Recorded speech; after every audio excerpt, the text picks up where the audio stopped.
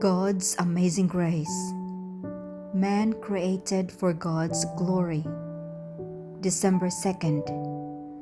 Whether therefore ye eat or drink, or whatsoever ye do, do all to the glory of God. 1 Corinthians chapter 10, verse 31. God created man for his own glory, that after test and trial, the human family might become one with the heavenly family.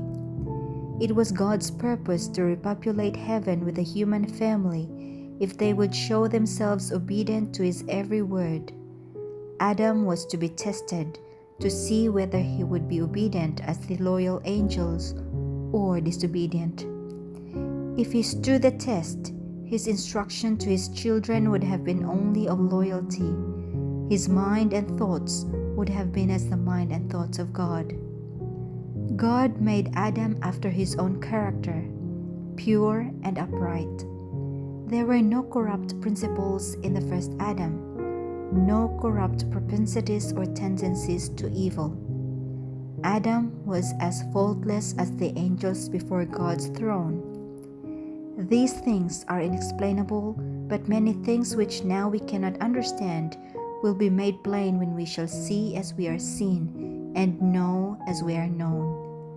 It is recorded of the holy men of old that God was not ashamed to be called their God.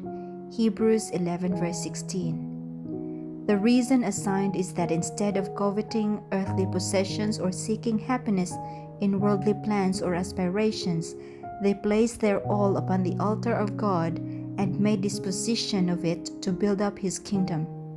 They lived only for God's glory and declared plainly that they were strangers and pilgrims on earth, seeking a better country, that is, an heavenly.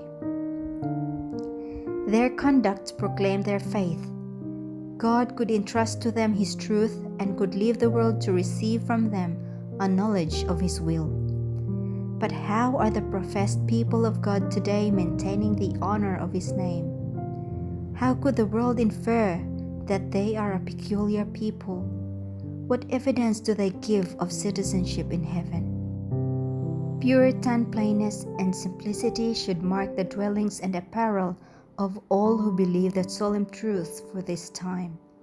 Our dress, our dwellings, our conversation should testify of our consecration to God.